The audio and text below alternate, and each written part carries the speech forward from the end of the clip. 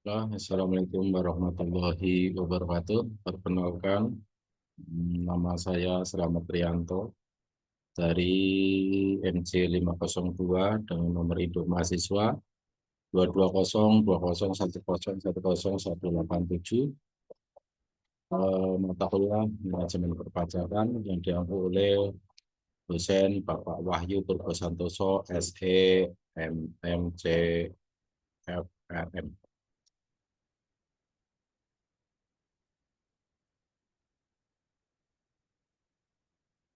Untuk tugas untuk UAS mata pelajaran perpajakan, saya mengambil judul efektivitas pengaturan hukum pajak e-commerce terhadap peningkatan penerimaan pajak di Indonesia. Tinjauan terhadap PMK 60 garis miring PMK titik 03 garis miring 2022. Latar belakang tujuan negara menjamin kesejahteraan umum melalui pembangunan nasional dan pengelolaan sumber daya negara. Peran pajak. Pajak sebagai sumber utama pendapatan negara untuk mendanai infrastruktur, kesehatan, pendidikan, dan kesejahteraan masyarakat. Perkembangan digitalisasi. E-commerce sebagai hasil dari era industri 4.0 dan dampaknya terhadap ekonomi, termasuk tantangan perpajakan. Perkembangan e-commerce di Indonesia. Definisi e-commerce, transaksi jual beli barang dan jasa secara online melalui platform digital atau Aprilianto dan Hidayat 2020.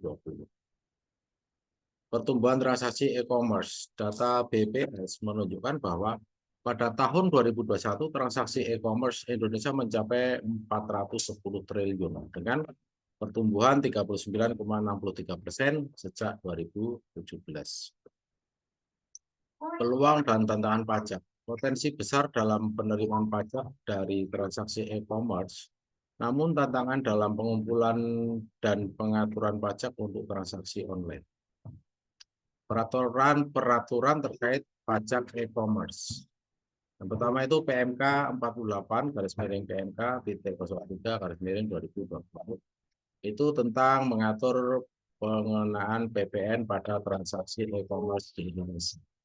Yang berikutnya PMK 60 garis miring PMK titik 03 garis miring 2022 itu tentang pembaruan peraturan yang mengatur pemungutan PPN atas perdagangan melalui sistem elektronik PMSE.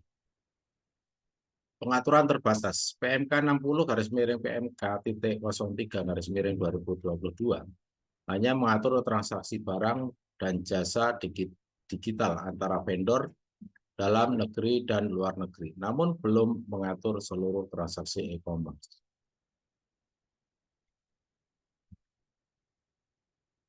Fokus. Tujuan penelitian itu menganalisis efektivitas PMK 60 garis miring PMK titik 03 2022 dalam meningkatkan penerimaan pajak dari e-commerce, memahami pengaruh pengetahuan perpajakan dan internal kontrol terhadap kepatuhan wajib pajak di seputar e-commerce. Jadi di sini ada pengetahuan perpajakan dan kepatuhan wajib pajak. Poin pertama, pengetahuan pajak. Informasi yang digunakan wajib pajak untuk memenuhi kewajiban perpajakan mereka.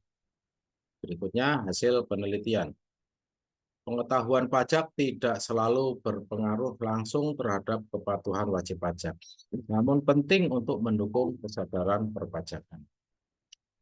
Berikutnya, pengaruh internal kontrol. Di sini pengendalian internal yang baik dapat meningkatkan kepatuhan wajib pajak, khususnya di sektor e-commerce. Moderasi internal kontrol dan e-commerce.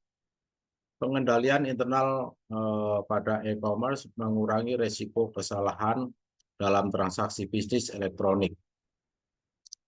Masalah pengendalian, validitas transaksi, otorisasi, dan keamanan aset perusahaan. Di sini evaluasi PMK 60 atau garis miring PMK titik 03 2022 itu tentang keberhasilan PMK 60 garis miring PMK titik 303 garis miring 2022 itu menetapkan pengenaan PPN untuk transaksi digital internasional. Berikutnya keterbatasan pengaturan belum mencakup seluruh transaksi e-commerce dan tidak ada aturan untuk semua jenis barang dan jasa. Berikutnya pentingnya reformasi. Perlu adanya mekanisme baru untuk meningkatkan kepatuhan pajak dari pelaku e-commerce lokal dan internasional. Kesimpulannya, potensi pajak. Indonesia memiliki potensi besar untuk meningkatkan penerimaan pajak melalui e-commerce. Berikutnya keterbatasan peraturan. PMK 60 garis miring PMK titik 03 garis miring 2022 masih belum cukup komprehensif dalam mengatur transaksi e-commerce secara keseluruhan. Reformasi diperlukan, Direktorat Jenderal Pajak perlu merumuskan peraturan yang lebih sesuai untuk transaksi e-commerce yang lebih luas. Saran, reformasi peraturan pajak Direktorat Jenderal Pajak sebaiknya memperkenalkan mekanisme baru untuk memastikan perpajakan e-commerce yang lebih efektif.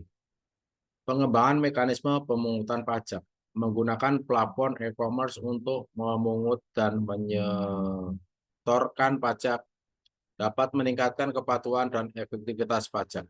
Berikutnya peningkatan sosialisasi. Sosialisasi yang lebih luas tentang peraturan pajak e-commerce untuk meningkatkan kesadaran wajib pajak. Nah, di sini dari keseluruhan tadi tentunya ada daftar pustaka atau sumber-sumber. Di antaranya adalah Agustina, sistem perhitungan dan pelaporan pajak penghasilan pasal 21 pada Universitas XYZ, Jurnal Ilmiah Infrastruktur Teknologi Informasi. Terus ada Aisyah S penerapan perhitungan pajak penghasilan atau PPH pasal 21 pada karyawan PT Perkebunan Nusantara 3 Persero Medan. Terus ada Surabaya Students Notariat Radium, ada Waluyo, dan sebagainya. Oke, terima kasih. Mudah-mudahan bermanfaat. Kurang lebihnya mohon maaf. Assalamualaikum warahmatullahi wabarakatuh.